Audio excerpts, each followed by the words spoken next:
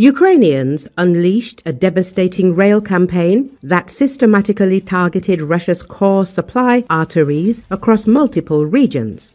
With the flow of troops, fuel and equipment disrupted or halted completely, Ukrainians severed the veins that keep the Russian war effort alive, says Euromaidan Press media outlet. Recently, 3 Russian National Guard officers were killed by a mine planted under the rail line in the Orel region. The explosion halted the connection to Kursk and delayed more than 15 trains, a direct hit on one of the primary corridors of supplying Russian forces along the Kharkiv and Sumy regions.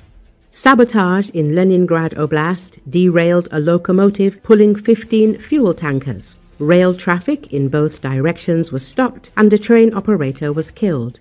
In Tver, Ukrainian military intelligence conducted a precision operation, planting explosives beneath parked fuel cars and remotely detonating them at the main junction. Euromaidan Press says. Further south, Ukrainian Special Operation Forces confirmed a successful strike on a fuel train at Jankoy station in Crimea, disrupting supply to Russia's southern grouping of forces. And in a particularly brutal sequence, near Ostrakivk in the Zaporizhia region, Ukrainian forces blew up a rail line, derailed a freight train, and then used FPV drones to ignite the spillway. The Ukrainian forces were also involved in the operation of the train, but they did not have enough fuel. These are not isolated incidents. They are the sharp edge of a campaign to make rail-based Russian logistics near impossible. Euromaidan Press reports. The pace and precision of the campaign are accelerating as Ukraine is now striking deeper, more frequently, and with a broader toolkit: rail bombs, FPVs, sabotage units, and coordinated drone raids. This reflects not only Ukrainian innovation but also a strategic playbook outlined months ago in reports echoed by Russian analysts. Railways are Russia's logistical backbone, as nearly all heavy equipment, fuel and personnel destined for Ukraine pass through a handful of choke points, bridges, traction substations, and switching stations. Suppose 2 or 3 such disruptions happen at once. In that case, reserves get stuck. Rotations are missed and continuous offensive pressure collapses, allowing Ukrainian frontline soldiers to deal with scattered offensives more easily. Beyond the headline strikes, the rest of the rear is also under strain because in the Leningrad region, 3 more cars were derailed, and in the Sumy region, partisans set fire to a locomotive on the station. Euromaidan Press says drone attacks damaged relay cabinets at Arteries station in Volgograd and sparked fires across multiple rail points in Rostov.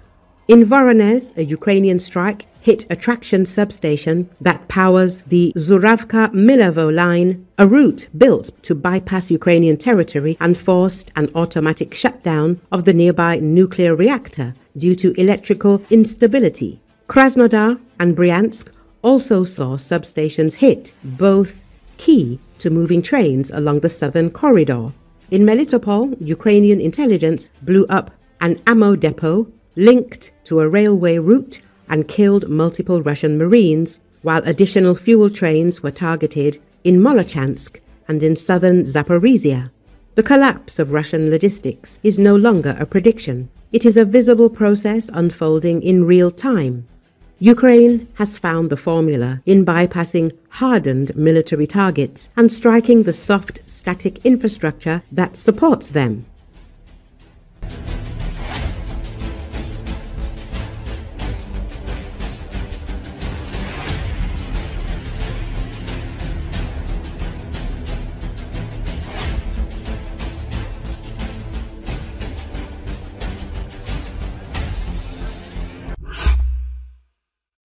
In Pokrovsk direction, Ukrainian forces have launched a sweeping strike campaign targeting Russian bases, training camps and troop concentrations across the whole Donbas front to bleed out Russia's capacity for a renewed offensive. Coupled with the ground operations, these combined efforts have already inflicted 60,000 losses on the 110,000-strong initial Russian grouping since the start of the Pokrovsk offensive. says Euromaidan Press media outlet.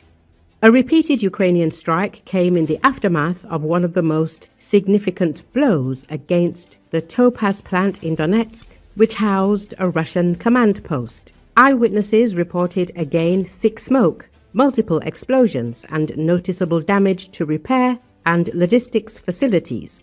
Meanwhile, other strikes in Donetsk have repeatedly hit troop concentrations, energy and command infrastructure, preventing the Russians from regrouping smoothly or re-establishing staging areas, as well as the Russian army.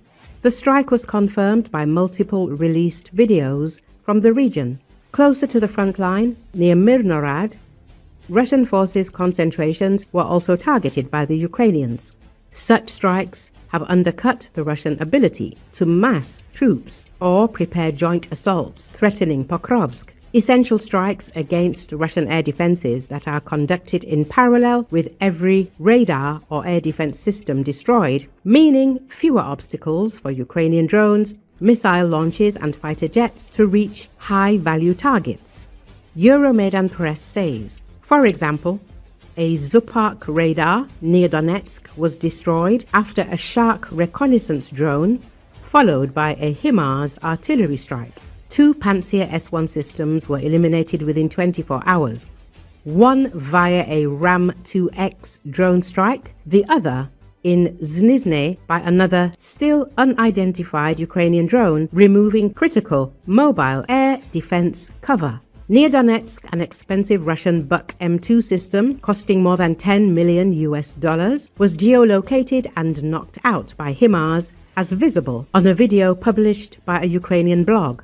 These Ukrainian strikes have contributed to exceptional Russian losses in the Pokrovsk direction in the past 10 months, while the Russian command repeatedly tried outflanking maneuvers, infiltrations, and direct assaults, aiming to capture Pokrovsk and sever its supply routes. Ukrainian analysts estimate that Russia has already lost around 60,000 soldiers, killed and wounded during the Pokrovsk offensive alone. The daily toll on Russian manpower and equipment has surged, particularly since the Russian breakthrough near Dobropilya failed and Ukrainian forces began isolating, cutting off and eliminating trapped enemy units. Euromaidan Press reports. In addition, Ukrainian air raids against troop concentrations and training camps in the rear have taken out Russian units before they have reached the front line, reducing pressure on defenders and allowing Ukraine to repel assaults more efficiently, while the combined long-lasting strike campaign has added thousands of Russian losses to the statistic. Ukraine's recent strikes on bases, training camps, and air defense systems represent more than tactical successes. Strategically decisive in blunting and, in many cases, halting Russian plans to renew the offensive toward Pokrovsk.